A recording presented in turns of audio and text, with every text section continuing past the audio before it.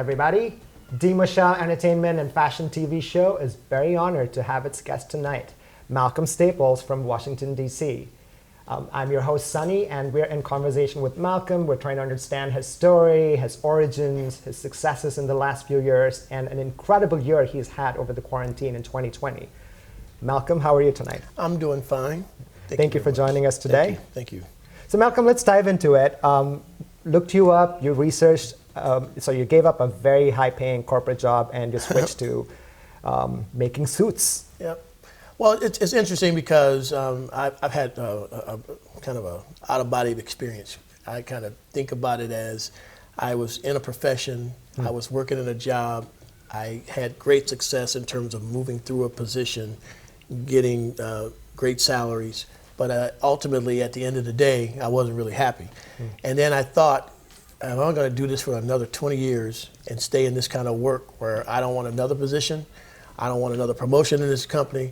So there was a situation where the organization was going through a major change. I was working for a teachers union. And they were offering people who had 10 years of experience a one-time buyout to leave. In other words, managers, and I was a manager. They said, you take the money, you can roll. So I thought, well, if I'm gonna ever do what I wanna really do, I'm gonna take advantage of it. Now, everybody thought I was crazy because I wasn't old enough to retire. I didn't have the years of service, but I was ready to leave. And so when the opportunity presented itself, I put my information in, I took the money, and I left. That was 12 years ago. That's amazing. And I haven't looked back. And so I left a six-figure job, comfort, I call it the golden handcuffs. And because I was very comfortable, and I left it. And I said, I want to do something else. And I want to do it while I had the energy, while I had the passion still. Because I was just a designer in a suit walking around buildings and wanted to do something different. And I just felt it was time for me to do it. And I took a leap of faith. And don't get me wrong, I was scared now. I did it, but it was a scary situation because you were leaving a comfortable situation into a world that I didn't really know. All I know is I had the energy to do it, and I had the passion, and I wanted to do it, and I just jumped out there. What really about the corporate world pushed you over that edge, if you will, so for you to make that decision and say, this is it, the calling's here, I'm taking up my package and I'm leaving? Well, in that job, you only could be so creative. I mean, the creativity was very limited. I mean, creativity, you did some of the same structured meetings and stuff like that, and it just became a situation where I just didn't want to keep doing that. And I couldn't imagine myself doing that for another 10 or 15 years and doing that same thing. So I really wanted to do what I had a passion for. Follow your dreams. And I think about how I started, as a kid. My grandfather was a tailor. And so as children, we were forced, I shouldn't say the word forced, we were strongly encouraged to learn how to sew. And it was interesting. If it's a family profession, you have to partake. But it was weird because the kids in the neighborhood saw us working on sewing machines, and that was a weird disposition. We were very athletic people, but yet we had to learn how to use a sewing machine. And my brothers and my sisters hated it. And so when my grandfather passed away, they kind of peeled off, and I was the only one who stayed with it. But I was undercover. I was doing it, but I was still on this corporate track, but I was still doing this kind of passionate thing. And so it was interesting that my grandfather always felt that if all else fails and you need to go and eat, you had to be able to know a craft. And so it was embedded in us early. We had to learn the technique. My grandfather was very good at sketching. I became very good at sketching. And so it became kind of a situation where that was half the battle, because the creativity starts from the sketch. It doesn't start from sewing. You got to come up with some idea about what you want to produce. And so I became pretty efficient at that, but I still wasn't doing it full time. So I just kind of gradually got better. And Sorry, now let me ask you: was your family supportive when you were a kid, trying to dabble in designing and sketching? It was interesting. We our family structure was interesting because my natural father, I never knew my natural father because he passed away when I have an identical twin brother. Oh, wow. And my natural father passed away when my mom was pregnant with us 8 months because he had an accident. So I never knew my natural father. And then my grandfather kind of took control over the kind of not parenting, but kind of the role model type household, thing. And so it was pressure to just be successful. My mom, she strongly encouraged us to, for education was very, very important to us. And so she just wanted us to be successful and to be better than what she came through. And that was all her lifelong goal, is to make sure her children either went to college or, did some other things that was a lot better than where she came from. And so that's what it was. So we were competitive as children in our family. We were pretty good in terms of school and whatnot. We got scholarships and stuff like that. That's so great. It was good. Yeah. I was the only dude in the class. So I had a home economics class. I remember I was the only guy in the class. Learned how to cook. How did your siblings? And It was an accept interesting dynamic, and the kids at that time were brutally honest and brutal. Right. While you're in there going to school, Yeah. and there's a lot of stereotypes and whatever. And I just felt like it was something I wanted to learn, right. and to get better and just have a skill and whatever. So I did some kind of non-traditional thing, but yet then I'm a very popular athlete in the community, and so it's like this is an interesting mix. And so, but it was in our neighborhood, nobody had anything. We didn't have any money. Nobody had any money. Nobody had any status. So we were just all a bunch of poor kids just trying to make it. And we didn't know any better other than what we saw every day. And so, and I always said, I don't, when I get older, I wanted to leave this environment into a better environment. You always kind of dream to do that. So, I just stayed with it. I would love to learn about your hardships and what were the first few years like? What was your first break? Well, it's very interesting in terms of fast forward. And I got better by doing on the side and doing this work. This work, you're not going to get efficient at it until you do it. My desire was always to make finished clothing. I mean, I don't make shell clothing. I don't even for fashion shows. Or sometimes we put some stuff together and try to show it. I'm trying to sell it. So I'm not trying to have a shell of a suit that doesn't have a lining on the inside. I'm trying to sell that sucker. When I get done with that fashion show, you want to buy it, take it out of here. I can't sell it if it's not finished. So that's just been my whole thing, and so I got better at finishing it. And some of it's just kind of a gift thing. Making a suit is a technical process. I agree. I mean, and so you learn that, and you get better at the basic things. And a lot of times people want to cheat to make something because it's fast and it's easier instead of putting the work in. See, the money is not the fabric. The money is the time. In terms of making and the fit and the style. I put 6,000 stitches in this suit. Can a brother get some money for that? That's a lot of time to put into a construction of a suit, and people don't understand what that is. And so I became very efficient at something I love. I love wearing suits as I was coming up. I love making it, and so this is just part of a passion of what I do, and I'm pretty good at it. And so, I say that only to say that I've become efficient at that. Now I can't make wedding gowns like somebody else can make. It may take me a long time to do it, but I can do it. Right. But I'm but pretty you make passionate excellent at this. suits. I feel like that was my calling when I started doing this. I became very efficient at that, and then I've branched and gotten better over some time, and doing some other things. I mean, even when I first started, I was doing only men. And then there was this major demand from the women who said, hey, what about us? You can make suits for us. And I said, I don't want to do that because it's hard to make clothes for women. It was a stereotype. I didn't want to design for women. So that's just too much. Then I said, okay, let me just test the water. So I came up with this concept that I'm going to make 3 suits. Okay. Which year was this? This was, when did I start doing this? This is like 2013. Okay. Yeah, about 2013. So you've been making men's suits for a good 3 to 4 years. Yeah, and then I started, and then I got a couple people asked me about it, and then I said, okay, I'm gonna make 3 suits. There will be 3 models, and that's it. I'm gonna make 3 suits, and I'll see what happens. So this young lady she was actually going to school to be an accountant. She was my first model, and she was willing to model my clothes or whatever. So I made these 3 suits for her. Her name was Tiffany. So I named my suit line the Tiffany. So great. After her, because I said she was my first paying customer, my first client, so she bought the suits that I made for her. So the suit became the Tiffany. So I made a double-breasted suit, I made a single-breasted suit, and then I made what I call a transitional suit. That's amazing. And I put that out, and what happened was I started selling more women's suits than men. So it was kind of an interesting dynamic. I was starting making more money. It's a larger market, for sure. Yeah, and it's like, then the guy's like, hey, what about us? So I was like, had to balance that. Okay. And so what I was fighting for so long to do, it became kind of a niche for me. Right. Because my inspiration for suit was different than a lot of people. So my thing was to make male-inspired suits for women. That's a good way of. So the thing was, I was like, and I just talked about this the other day ago. I said, I do not make men's suits and put women in them. Right. I make women's suits that are designed for their bodies, their curves, and all the things that come with it that might be male-inspired, but a guy can't get up in it. So it's a different, and I hang on that too, because there's a lot of people out here perpetrating, talking about they making women's suits. They just got guy suits. They tailoring them down and trying to fit around them, and that works for some people. Yeah. That's just not my stick. Well, and so I don't want to do that.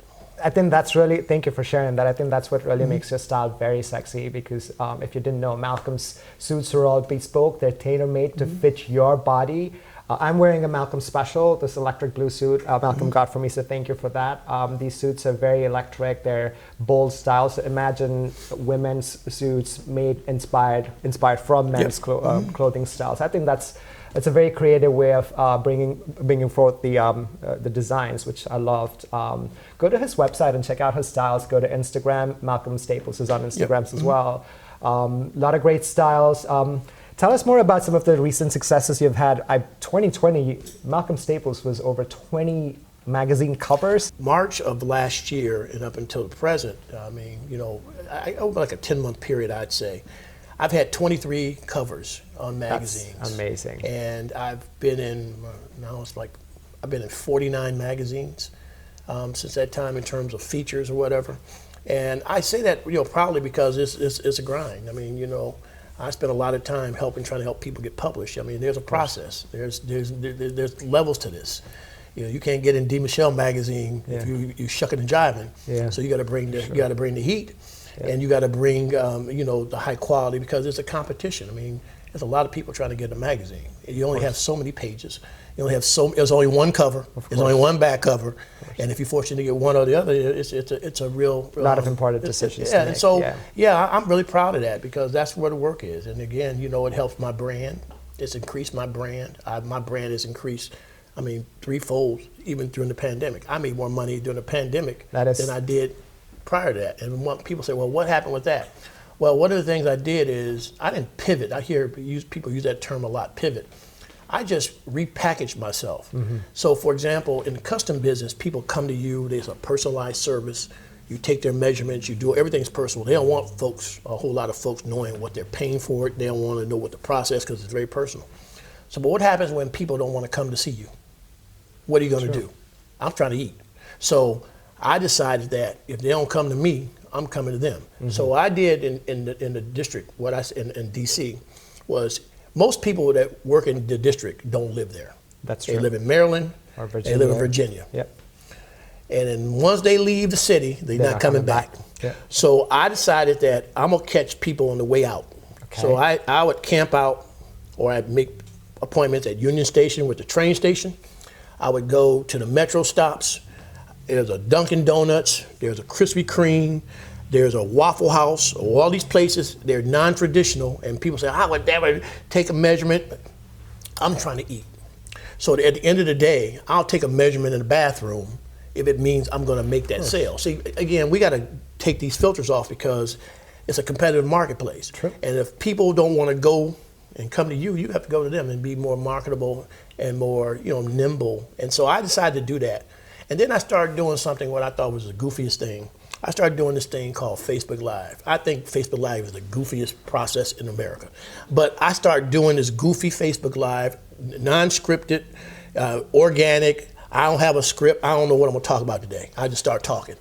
And it started making me connect to people that I normally wouldn't. And then they started getting interested in my product, and I started giving them information. I have what I call my monthly rant. I talk about some topic. Recently, I talked about some models who started telling me what they're gonna wear in my collection. I had a problem with that. I'm like, how you gonna tell me what you're gonna wear in my fashion show when these are my clothes? Have a nice day. Bye. Get out of here. You're not gonna tell me what you're gonna wear. Anyway, that's another thing. I get on a rant about that, because that just makes no earthly sense to me. That's like me coming to your house saying, you know what, bro? I don't think your pillows need to be over in that. That's I'm out of place. But I do that. You did a lot of new creative things to reach out to your audience. Yeah, I had to, and you had to, because again, you're only as relevant as when people got time to sit at a computer and order from Amazon and order from all these other platforms, you're competing against time.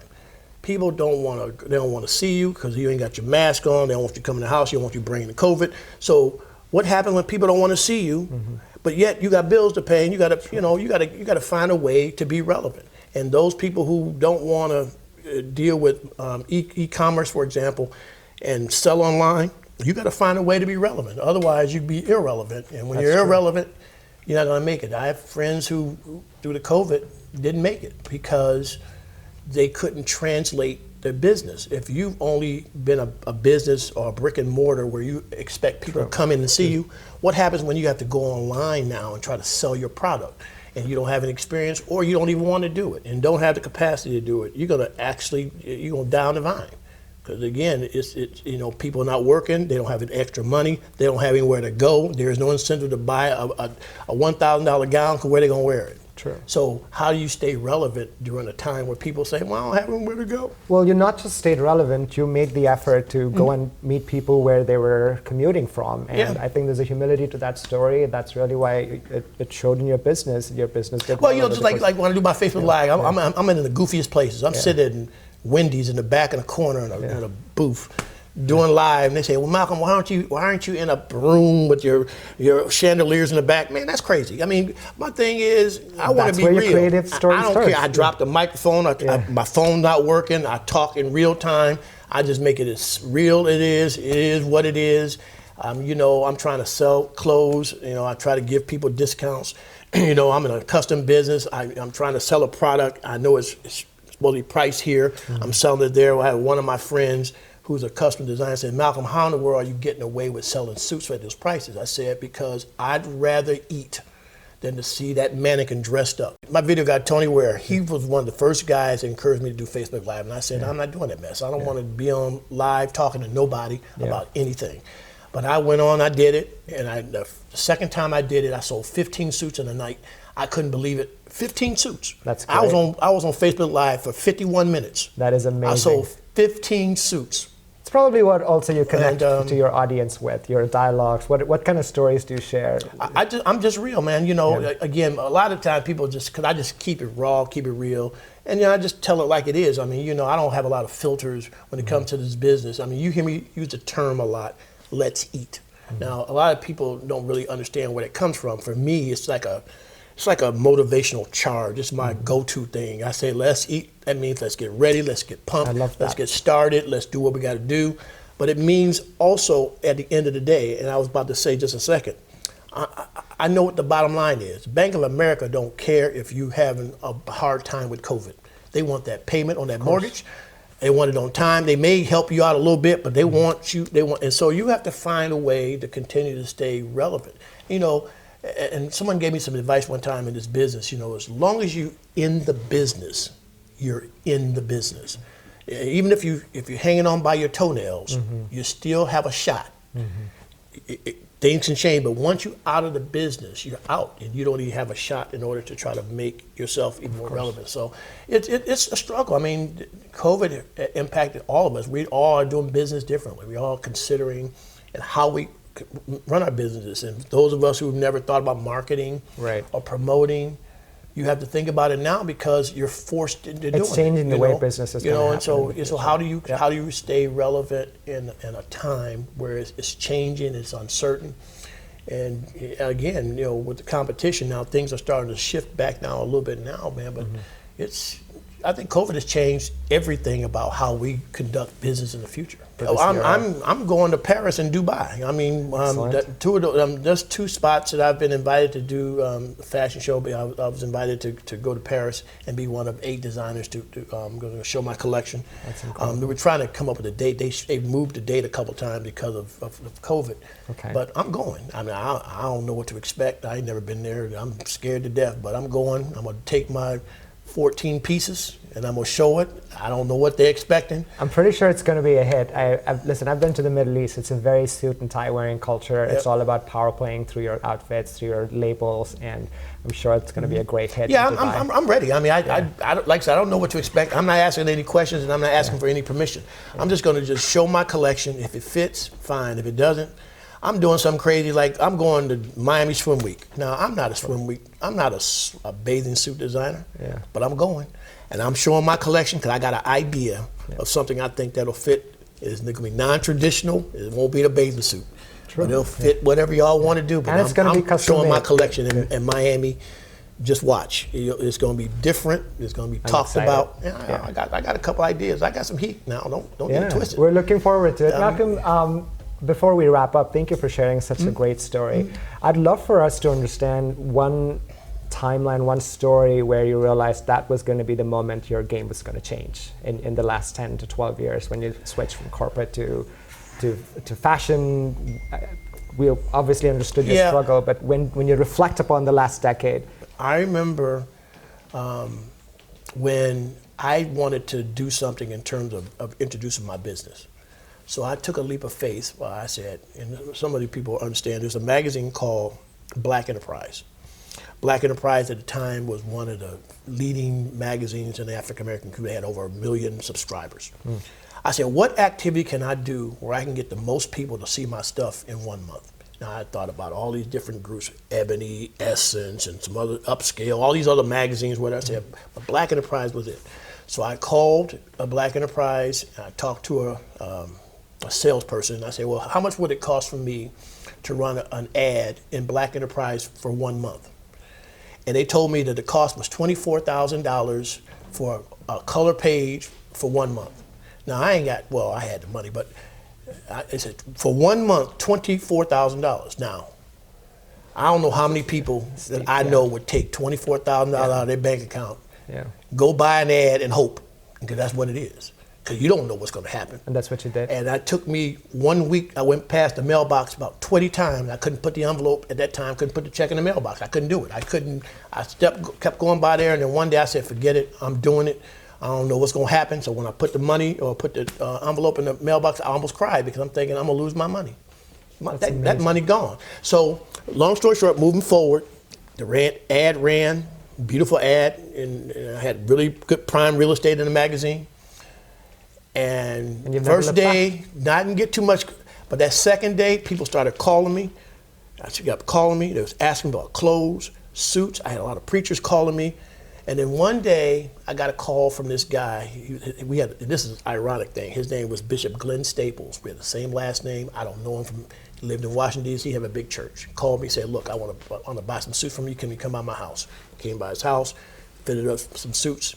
And he told me, what I'm going to do for you is every 3 weeks or every 4 weeks, you come by, I'm going to have a standing order for you. So for the first 3 years, amazing. I was doing that. So the story for you right there is, don't give up on your dreams. Nope. It always will come back and pay for you and take you forward. And Malcolm took a leap of faith. And that's a brilliant takeaway for everybody. Malcolm, we'd love to take a couple minutes and showcase some of your models and your styles for today, and show your audience, your fans, what's coming up. Yep, sure. Yeah. So this is the model Kiana. You can see she's wearing this yellow tulle dress, tulle with the strips on the side to kind of give you kind of that Hollywood glamour look. And I decided to keep this yellow bold color with this really nice little bling kind of top there. You can see it's all just hand stones that have been hand placed. Yep. Everything is very symmetric. It's very old school glamour, Hollywood glamour look, and that was the whole idea. But it's very comfortable because of the high-low action. You can see some of her leg, but it's not exposed. So the idea is that they have very, very elegant, very, very chic. A great summer color. And very colored. I mean, the color is just outstanding. And then we blinged it out, obviously, with the bling on the I love it. on the gloves, and she got the bling on the neck. She's just killing it. So this is a really, really nice little piece. So you can see. Thank you very much. Very nice. May we have the next model, please?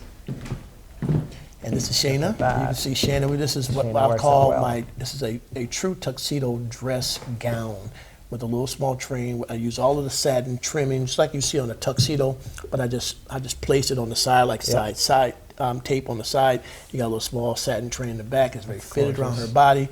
She has a very gorgeous figure, you can see. So I wanted to accentuate her waistline as well as show her shoulders. And so we did that.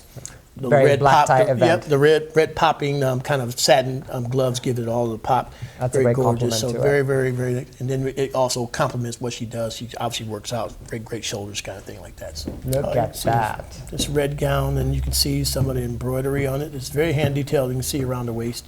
That's all this red jeweled around the waist, kind of accentuate the waist. You got a princess cut in the front, and you see all of this is this bling bling, and you got a nude pattern Very in the red back, so carpet. it kind of gives it a little bit of sexiness, but you don't see anything. It's built in with a train that's kind Very of chic. very, very A-line train fitted in the waistline to show off her little small figure. Real sexy nude epaulets in the front, gorgeous. so you can see in the bling. So it's very nice. It was very nice with her hair color. And with the gloves complement. Oh, just very, very nice. Very elegant. You can this is the talk of the town. If you want to just be the talk great. of the day, that's it. That's great. And our next model, Shayna, is here as well. And then I thought I'd do something a little bit different by showing you some of my suiting. Isn't that So you can see some of the detail for. This is a sexy tuxedo tail, which is usually a boxy cut for men. You can see I snatched the waist a little bit, made the tuxedo tail in kind of an oval shape in the back to give it a little more girly look. And obviously, instead of wearing a blouse, we just taper it off with a nice little ascot around her neck scarf, let her wear a little sexy black bra, keep it moving, and then we top it off with a nice little swag hat, kind of a fedora. That's a very popular hat nowadays. You see that. So and ladies are chic, wearing very it. high Very end. tuxedo. This is a tuxedo band. This is not. This is can be casual. It can be dressy, but she's tapered off with a real skinny leg wears it pant, well. and that's it. And that's what the sexy tuxedo is. That's Malcolm's tuxedo line right there. That's new cut, new style, very sexy. Thank you, Malcolm. Now, wasn't that very exciting and sexy? Thank you so much again for joining us. The pleasure was ours. We loved hearing about your story again, and we wish you great success in this upcoming year. Yeah, thanks a lot. Appreciate it. Malcolm Staples for you. Thank you.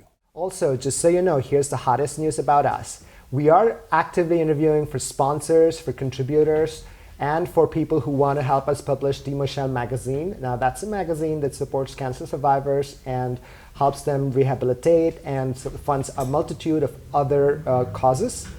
The way to send money is Cash App, $DMO 1960. Again, sponsors, contributors, donations, we're happy to accept them all at $DMO 1960. Thank you so much and have a great night.